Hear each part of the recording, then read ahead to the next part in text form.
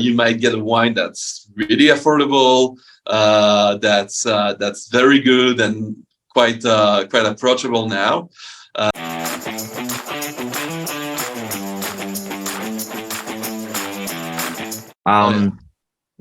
So going back to something we teased a little bit ago, when it comes to buying tips, when it comes to, as a consumer, how to get a great bottle of wine at a not horrible, not very huge price, are there any consumer tips you can pass along? Okay, so first of all,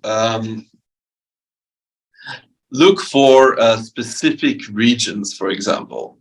If you go, for example, towards a region like Sonoma in California, you might find some fantastic wines that will be as good and often better than offerings from Napa Valley, for example, for a much better price.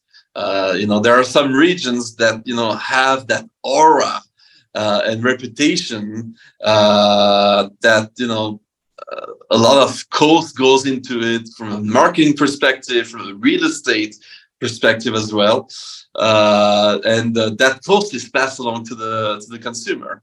And it's not that you're drinking a better wine; it's just that it comes from a place where things cost more, and that cost is passed along down to you.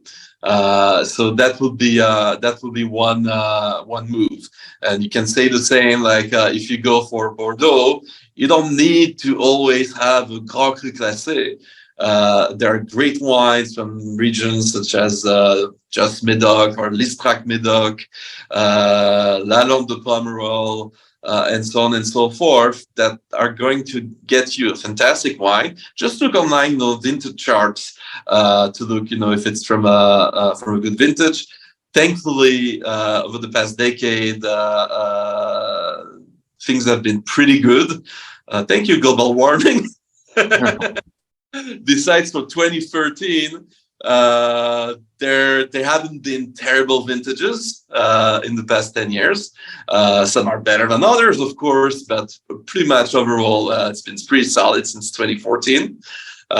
So if you go for, say, a Lalande Pomerol 2017, you might get a wine that's really affordable, that's very good and quite approachable now.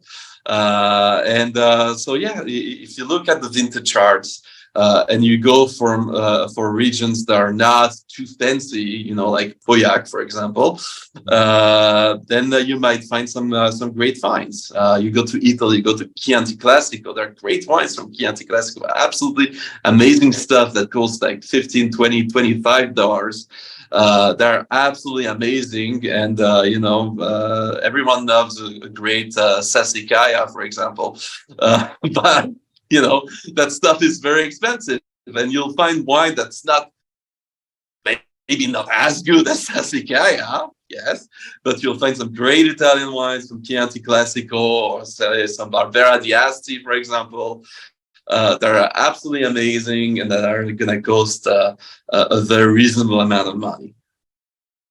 Very, very well said. So basically just the idea of going to a region, but not necessarily choosing a bottle from the most well-known area of that region because it comes with the branding, but rather than going to a nearby region that's less known and therefore has lower prices possibly, right? Oh, yeah.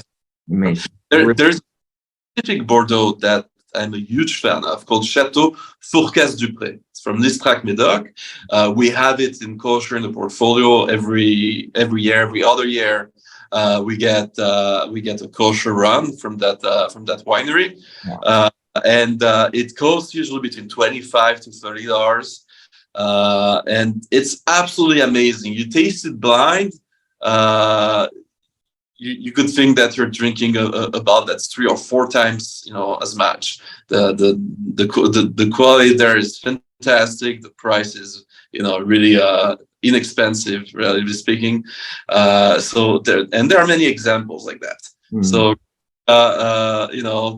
it's like everything else. You don't need to always have the big brand name.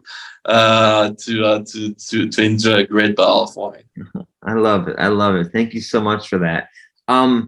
Just one more question before we wrap up. And you've given us a lot of really, really great tips and information here and details and wine pairings and just background, the event itself, everything. Our audience who's listening today, who's watching the videos, if they're inspired by this conversation, what would you ask for the audience to do? What's the great next step, or what would you like them to do after having heard this conversation? Well, I would like them to really be, open-minded and discover, wines that they have not tried before, varieties or regions. That's something, the kosher consumer is no different. People ask me, give me a great Cabernet Sauvignon, give me a great Napa Valley, give me a great.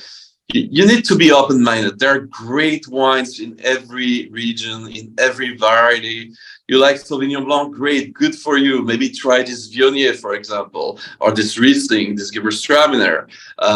Maybe try this fantastic Pinot Noir from California or from Spain. Really be open-minded. Try different things. Let's say, like I tell our kosher consumers who open at least one bottle of wine every week for the Sabbath. Don't have always the same wine. Try you have this wine, try that one, try this one, try something else. Because yes, of course you love this wine. It's amazing, but that doesn't mean that you're not going to like the others. The only way to find out is to try it. Well, my friend, you are amazing as well. I hope in the near future, I would love to get some wine pairing suggestions from you, just because you have a way with your words. You're trusted. Everyone loves you, and so this has been great. Thank you for your time.